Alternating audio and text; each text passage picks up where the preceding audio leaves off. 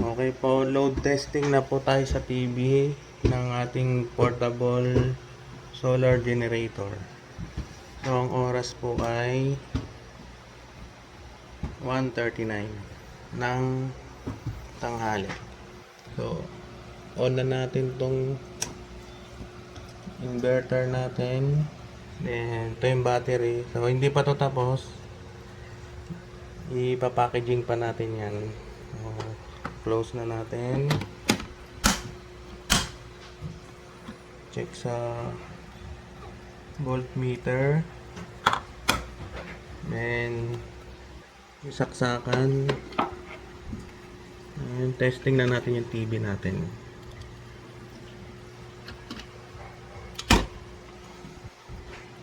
So, yun, nag-on.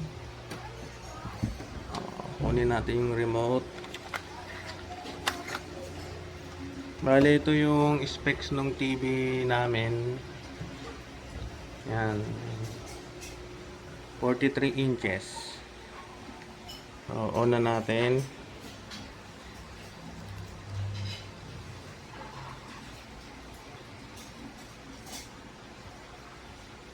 Yun. Ito na siya. Ang ating bolt. Yun. So, oras ay 1:40.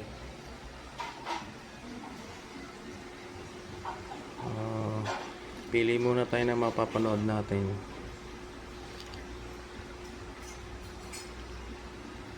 Tayo sa Prime.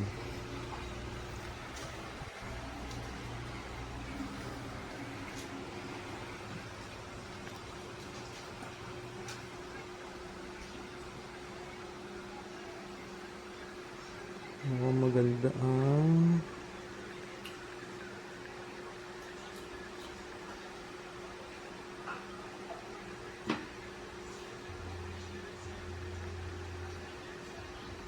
so mukhang maganda tong equalizer.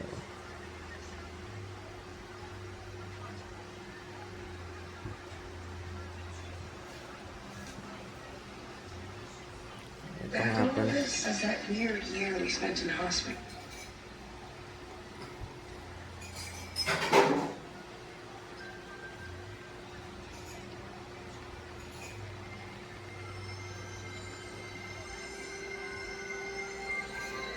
Okay. So, ang oras natin ay start tayo ng 1:41.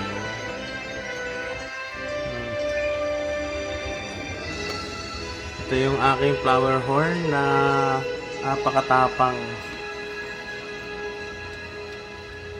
Okay, so balikan ko kayo mamaya. Per hour yung update natin dito sa portable generator natin. Ito yung sa TV. Okay guys, thank you. Okay guys, update lang tayo. Oras is 2:40. So nakaka 1 hour na tayo. 100% pa rin yung battery natin. Ayan yan. Okay, so update ulit sa susunod na oras. Thank you. Okay guys, update ulit tayo sa ating portable solar generator. Ang oras ay 3:40. 3:41. So 100% pa rin yung battery natin. Nakaka 2 hours na tayo sa ating panonood ng ating TV. Balik ulit ako after 1 hour. Thank you. Okay, so update ulit tayo sa ating portable generator. 4:42. So, oras natin dito ay 4:41 pala. Ayan. So, yan pa rin. 100% pa rin yung battery natin. Ito, sa TV. Okay, nakakadalawang movie na tayo dito ngayon. So, nag-start tayo ng 1:40. O, nakaka 3 hours na tayo. Okay, update ulit mamaya. Thank you. Okay guys, balik ulit tayo sa ating Portagen. Oras ay 5:41. Yan, 5:41. So naka 4 hours na tayo. Si battery ay 100% pa rin. Ito, nakasaksak yung TV natin. YouTube muna tayo habang nakakasama na yung pelikula eh. Okay, so ngayon malakas ang ulan. Yan. Okay. Dito yung aking working area. Okay, so balik ulit ako ng 1 hour ulit para sa update. Thank you. Okay, update ulit sa portable generator natin. Ang oras ay 6:48. So 13.1, meron tayong 70%. So ganun pa rin, bukas pa rin yung TV natin. So TV lang nakasaksak yan. Ang pinakang low voltage niyan is pagka nag 12.8. Ito, pag nag 12.8 to, tapos 20%, stop na natin yan para sa safety ng battery, para hindi siya madi-drain. Okay, balik ulit ako. So pang ano na to, pang 5 oras na to. So update ulit ako mamaya. Thank you. Okay, update. Ang oras ay 7:42. So nakaka 6 hours na tayo sa pag-testing ng ating portable solar generator natin. So ang battery niya 31.1, 70%. So balik ulit tayo maya update ulit tayo. Thank you. Okay, update ulit tayo. So ang oras ay 8:46. So nakaka 7 hours na tayo sa ating pag-test nitong portable generator natin. So 13.1. So accurate naman dito sa ating voltmeter. 13.1 din. 67%. So ito pa rin ang nilo-load test natin. Itong ating 43 inches na TV. So balik ulit ako ng 1 hour ulit. Thank you. Okay, load test ulit tayo. Ang oras ay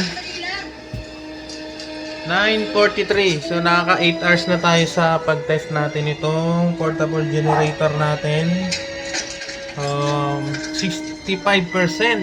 Ito, nanonood na kami ng pelikula ngayon. So nakakaumay talaga mag-load test, pero kailangan natin gawin to para makita rin natin kung ano yung capacity ng battery natin. So nakaka 8 hours na tayo.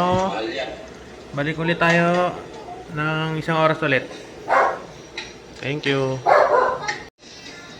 Okay, update ulit tayo sa ating portable generator natin. So 61%, 12.8 volts. Ang oras 10:46. So nakaka 9 hours na tayo. Yun pa rin. Ito yan. Okay. So update na lang ulit. 10:46, Sunday, June 2. Okay. Thank you. Okay guys, ito na yung final test natin, pang 10 hours na to. So 11:46, naka 10 hours tayo na straight dito sa ating portable generator natin. So 18% na lang yung natira. So, hindi natin pwedeng i-drain yan para sa safety rin ng ating mga battery para tumagal din ang buhay nung generator natin. So, yun. Dito na siguro nagtatapos yung ating test ng generator. So, salamat po. So, para dun sa mga gustong mag-avail, i-PM nyo lang ako sa messenger ko para maibigay ko sa inyo yung mga price list. Tapos, gumagawa din tayo ng motorcycle battery na lithium iron phosphate. So, yun. Maraming salamat guys. Thank you.